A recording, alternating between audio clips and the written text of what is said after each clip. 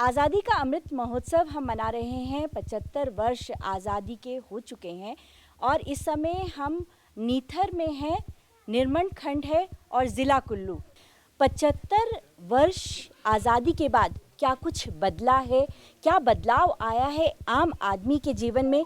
और यहाँ पर बहुत सारी महिलाएं हमारे साथ हैं, उनसे जानेंगे कि क्या कुछ बदलाव आए हैं। हालांकि बहुत सारी महिलाएं बैठी हुई हैं, उन सब से बात करेंगे धीरे धीरे कि क्या उन्होंने अपने जीवन में भी बहुत सारे परिवर्तन देखे होंगे, क्या वो परिवर्तन है। कितने साल की हैं आप?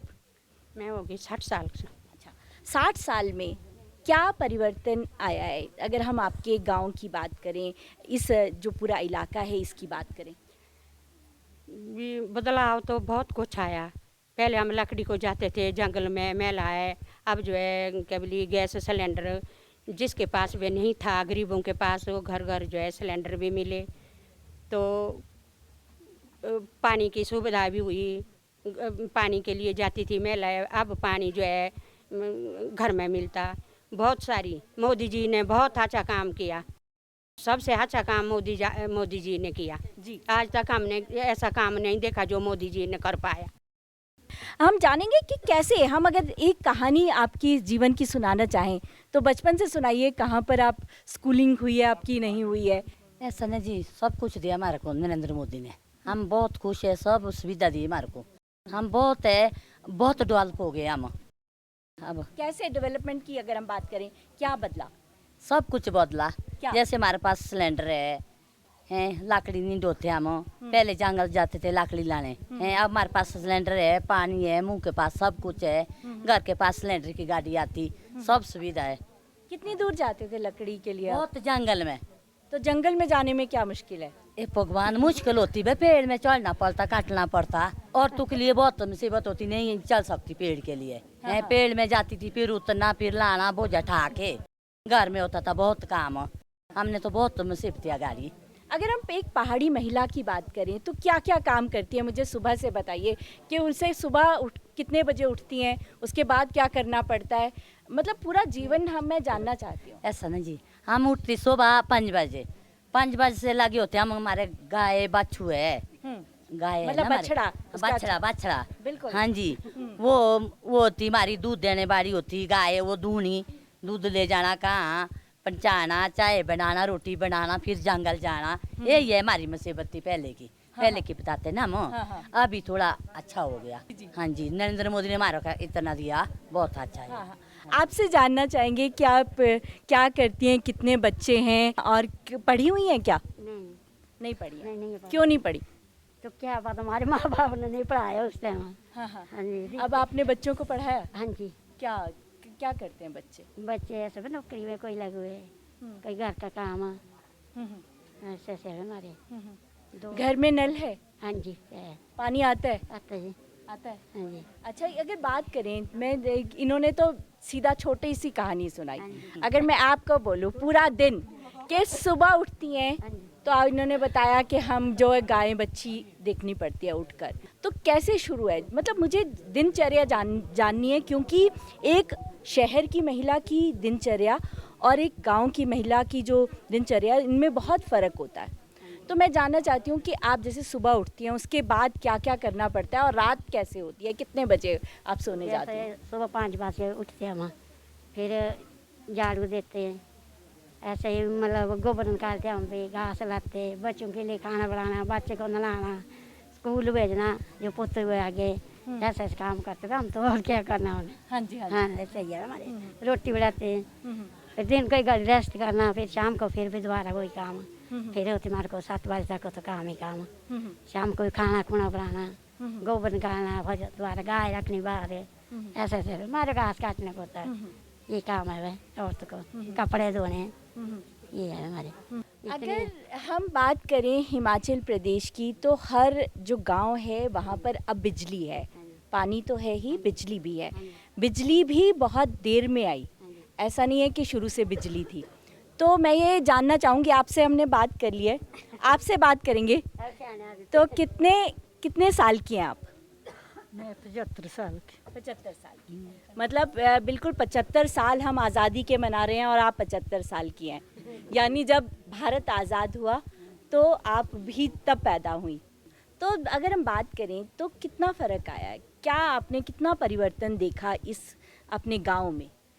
सब कुछ देखा, खेती बाड़ी खट्टी, पशु पाले, बच्चे ते सुबह उठ के ये तो क्या नाम गाय पालनी, गाय दूहनी, दूध निकालना।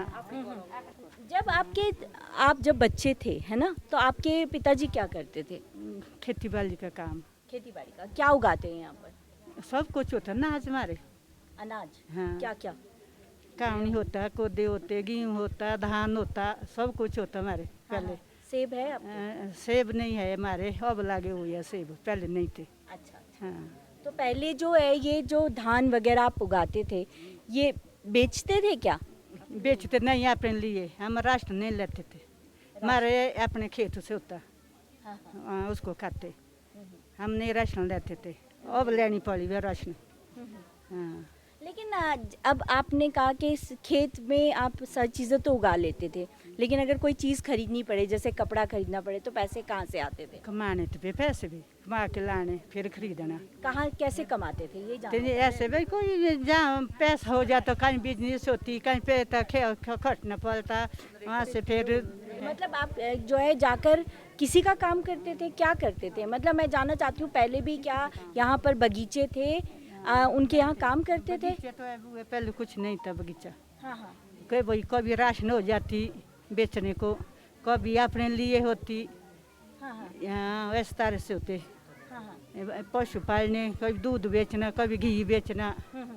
सड़क कब आई? सड़क तो आई नहीं अभी, कब?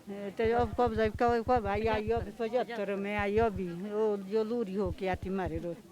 हाँ, अभी मतलब 10-12 साल हुए? 10-12 कहे हो तो 25-30 साल हो गई। हाँ, पक्की सड़क कब आई? पक्की को भी हो गई, अब कोई 20-30 साल हो गई। आपके गांव में सड़क कब आई? हमारे गांव में आ गई 75 में। 75 में? हाँ, तो पक्की सड़क थी? पक्की नहीं थी, ऐसे मतलब ट्रेस निकल रही थी तब 75 में। हाँ हाँ, मतलब कच्ची सड़क कच्ची थी। सड़क हाँ, हाँ। पूरा ये नहीं निकली थी, आधे स्कूल तक थी, तब ट्रेस निकला हुआ रोड शुरू था, मतलब निकलना 75। हाँ, हाँ। जब कोई बीमार हो जाता है आपके गांव में, क्योंकि बहुत दूर दराज का इलाका है, बहुत पीठ अगर में उठा के पीठ में उठा के नीरत निकालते थे। नीरत, हाँ जी। नीरत में सीएचसी है?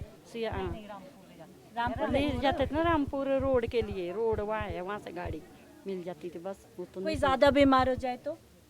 तब भी वही था, क्या है घर में मरे या तो उठा के ले जाओ, बाकी अब कोई। तो एम्बुलेंस आ जाती होगी। अब तो एम्बुलेंस आती है, अब तो हर सुविधा है। आप बताइए कि क्या फ़र्क हुआ, क्या परिवर्तन आपने जो है वो आज़ादी के बाद क्या देखा? परिवर्तन तो बहुत कुछ हुआ है हमारे, तो सब कुछ ठीक ही है। हाँ जी, ठीक है, मतलब क्या? सब कुछ ही है, जो भी है सब कुछ ठीक ही है, पानी है, बिजली है, रोड निकला है, सब कुछ ठीक है। हाँ जी। तो आपको ये लगता है कि जो जितनी तेज़ी से विकास हो रहा है हिमाचल प्रदेश की, अगर हम बात करें, तो वो सही है? हाँ सही है, बहुत तेजी से चल रहा है विकास, तो बहुत तेजी से चल रहा है। सरकार के कामकाज से खुश है? हाँ जी, हम खुश है सरकार के काम से, और केंद्र सरकार से?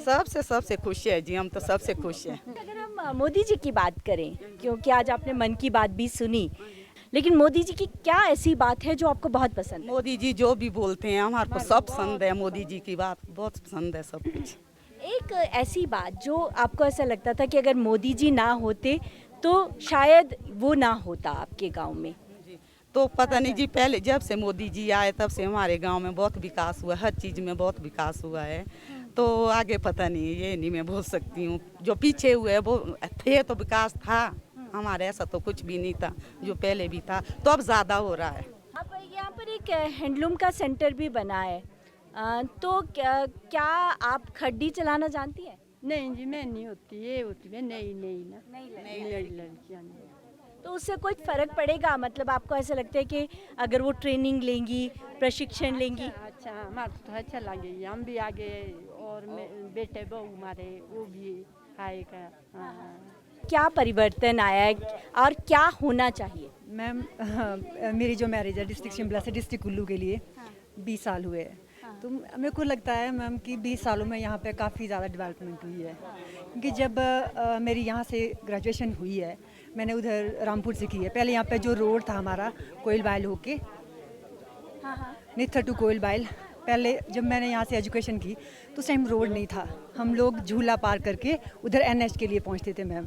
तो मेरे को लग रहा है मतलब 10-12 सालों में यहाँ पे इतनी डेवलपमेंट हुई है कि अब आदमी को, और यहाँ के जो लोग हैं काफ़ी एजुकेट भी हुए हैं, और यहाँ पर सुविधाएं हैं और रोड वगैरह काफ़ी क्या बोलते हैं यहाँ पे काफ़ी सारे मेंटेनेंस काफ़ी मेंटेन्ड है। हाँ जी मैम, तो यहाँ पर एजुकेशन काफ़ी ज़्यादा आई है, और हमारे जो एमएलए साहब है उन्होंने हमारे लिए काफ़ी ज़्यादा फैसिलिटी यहाँ पे दी है, और यहाँ जो सेंट्रल गवर्नमेंट की जो स्कीमें हैं हमारे तक पहुँचाई है।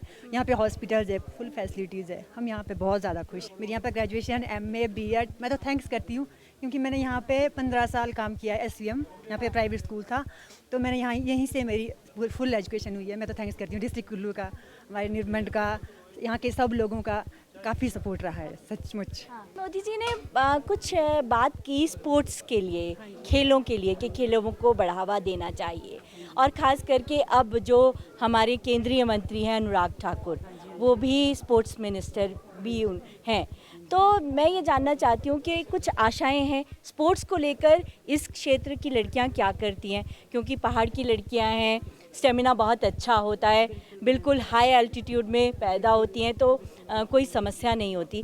कुछ ऐसा जो किया जाए ताकि यहाँ की जो लड़कियाँ हैं खास करके वो खेलों में आगे बढ़ें। मैम यहाँ पे जब लोकल प्रोग्राम मतलब कोई खेल कूद प्रतियोगिता होती है ना मैम, तो यहाँ के लोग काफ़ी ज़्यादा मतलब ये हेल्दी है, काफ़ी इतनी स्ट्रॉन्ग लड़कियां हैं यहाँ पे। जब भी अभी कुछ ही दिन पहले 2-3 दिन पहले मेला हुआ था, वहाँ पे मैचेस वगैरह हुए थे, तो लोगों ने यहाँ पे इतना मेहनत करके इतनी मेहनत करी। मैं सोचती हूँ कि अगर हमारे जो अनुराग ठाकुर यहाँ के जो वहाँ पे मंत्री बने हैं सेंटर में, तो मेरी उनसे ये ही रिक्वेस्ट है कि यहाँ पे जिसमें ये प्रतिभा है, कबड्डी हो, खो-खो हो, ये उनकी रस्साकशी हमारी यहाँ की जो गाँव के मतलब एक खेल है ये।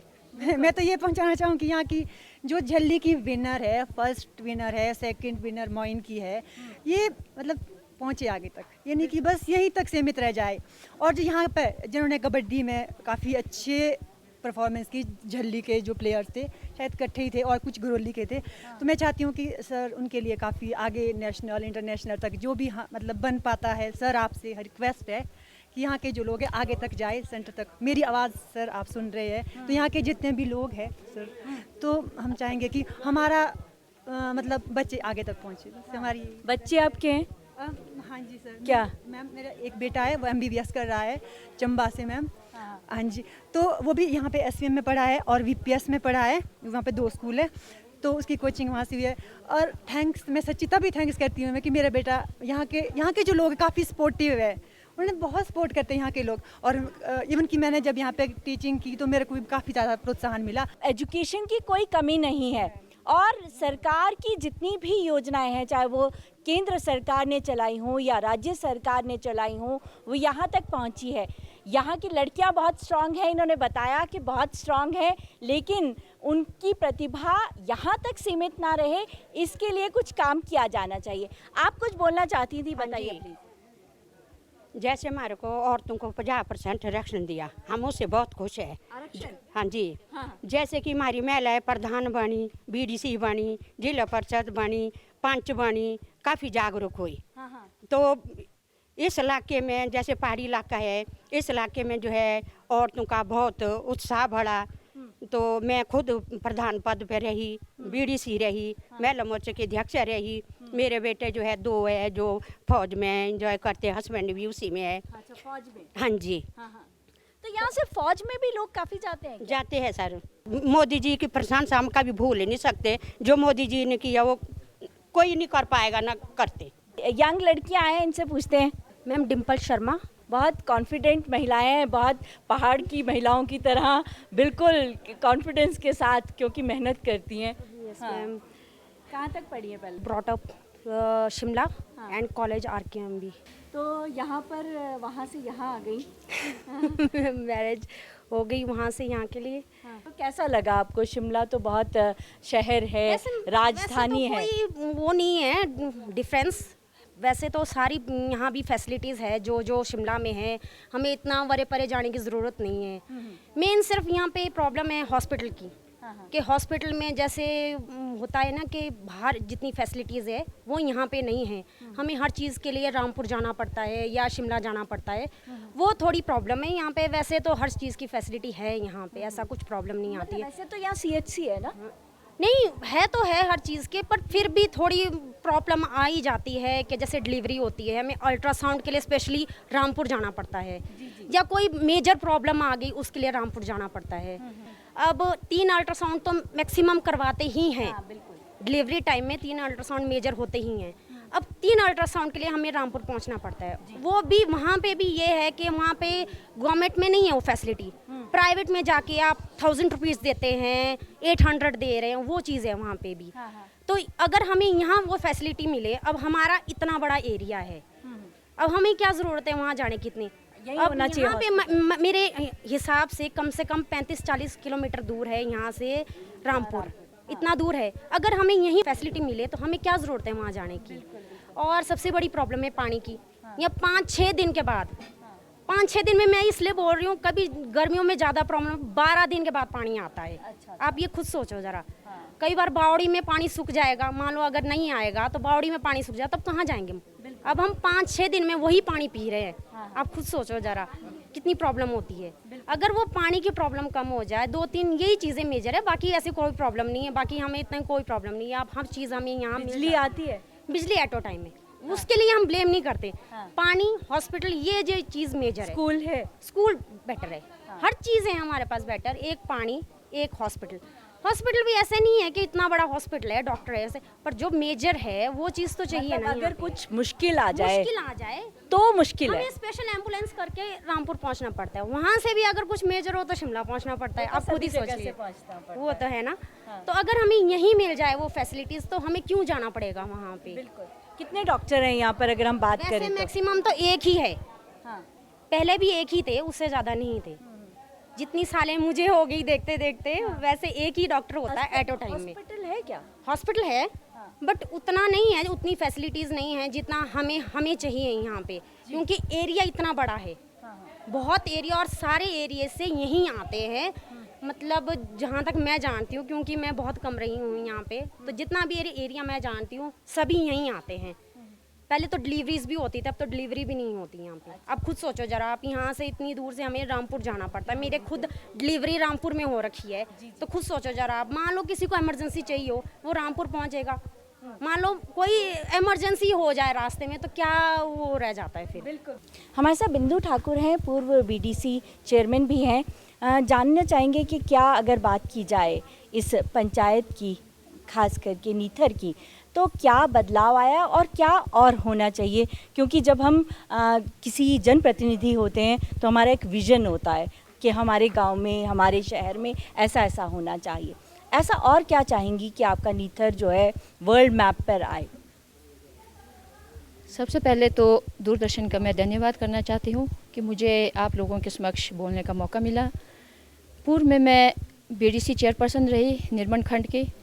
तो नित्थर की जहाँ तक बात की जाए तो नित्थर में बहुत सारे बदलाव तो हो चुके हैं, और अभी हमारे जो राज्य सरकार में जो हमारे जयराम जी मुख्यमंत्री है, उन्होंने जैसे विधायक साहब ने कहा 20 जुलाई को जब उनका यहाँ पे निवास हुआ था, तो उन्होंने जैसे हमारे यहाँ जो छोटी छोटी समस्याएं थी और जो बड़ी बड़ी समस्याएं भी थी, जैसे पानी की समस्याएं महिलाओं ने बताया, जैसे ये हॉस्पिटल की बात बताई, जैसे PSC को CSC अपग्रेड करना, जैसे पानी की जो समस्याएं हैं उसके लिए 19 करोड़ की जो उन्होंने घोषणा की है। इस तरह से जितने भी हमारी यहाँ पे समस्याएं थी वो ज़्यादातर माननीय मुख्यमंत्री जी ने महिलाओं की और हमारी क्षेत्र की हल की है। और जहाँ तक मुझे लगता है महिलाओं ने अपनी जो बात रखी, उसमें 1-2 बात जो छूट गई थी वो मैं आपके ज़रिए रखना चाहूँगी। जैसे आपने कहा मोदी जी ने कौन सी जो बात है जिसमें आप उनको याद करना, मैं तो चाहूँगी सबसे पहले इंसान चाहता है कि भाई हम बीमारी से दूर रहे। तो सबसे ज़्यादा दिक्कत आती थी हमारे गांव के लोगों को अपने इलाज कराने में। तो प्रधानमंत्री मोदी जी ने आयुष्मान भारत के तहत 5 लाख तक का जो मुफ्त इलाज करवाया है, उसके लिए मैं प्रधानमंत्री जी का धन्यवाद करती हूँ कि आज हर गरीब अपना इलाज 5 लाख तक का करवा सकता है। और उसमें तो कुछ एक क्राइटेरिया थे, और मैं हमारे मुख्यमंत्री जी का भी धन्यवाद करना चाहती हूँ। जो आयुष्मान भारत के तहत छूट गए थे, उसमें बिना किसी क्राइटेरिया के हमारे यशस्वी मुख्यमंत्री जयराम जी ने हिम केयर के थ्रू उनको उसमें लाया है, जिसमें हमारे हिमाचल के सभी लोग कुछ आयुष्मान भारत के तहत तो कुछ हिम केयर के तहत उसमें जुड़ गए हैं, और जिसमें हमारे सभी लोग उसमें 5 लाख तक का मुफ्त इलाज अपना करवा सकते हैं। उसके लिए मैं केंद्र सरकार का और अपने राज्य सरकार का धन्यवाद करती हूँ। हम आपको दिखाएंगे एमएलए साहब यहाँ हमारे साथ हैं और वो समस्याएं भी सुन रहे हैं लोगों की, कुछ उनसे भी बात करेंगे हम। किशोरी लाल जी, आपसे वैसे तो लोग बहुत खुश हैं हमने, लेकिन पानी की समस्या है। मैं तो यहाँ स्थानीय होने के नाते ये स्कूल है, मैंने यहीं से 10वीं पास की है। जी जी। ये जो यहाँ पर लोगों की मेन समस्या पानी की है, बिल्कुल जायज़ समस्या है। यहाँ के लिए कोई भी सोर्स नहीं है जी। जब 2010 में मैं विधायक था पिछली बारी, मैंने यहाँ से यानी कि जो हमारी कोरपन खड्ड है वहाँ से एक लिफ्ट पेयजल योजना, जिसमें हमारी 4 पंचायतों से पानी जुड़ा है। इसमें ग्राम पंचायत देरा और निथर, लोट और दुरहा, इसमें शीली का एरिया भी है कुछ। फिर भी हमने उस पानी से तो काम चल रहा है, लेकिन उससे पूरा नहीं हो रहा है यहाँ पर। अभी हाल ही में 20 जुलाई को हमारे प्रदेश के लोकप्रिय मुख्यमंत्री जी निर्मण में आए थे, और इस क्षेत्र के लिए 19 करोड़ की एक उठाऊ पेयजल योजना, जिसमें ग्राम पंचायत हमारा निथर भी है, देरा भी है, और कुठेड़ पड़ई का भी कुछ एरिया है, और उसका टेंडर भी लग गया है। जी जी। तो बहुत जल्दी जो विशेषकर 2 पंचायत है, ग्राम पंचायत निथर और देरा का, बहुत जल्दी इस समस्या का समाधान किया जाएगा। और मैं क्षेत्र की जनता को यहाँ पर विश्वास दिलाता हूँ कि बहुत जल्दी हम यानी कि जैसे टेंडर हो गया, अवार्ड हो जाएगा, तुरंत हम उसमें काम शुरू करेंगे ताकि लोगों की समस्या का समाधान किया जाए। यहाँ पर जो हॉस्पिटल है वहाँ पर केवल एक ही डॉक्टर है।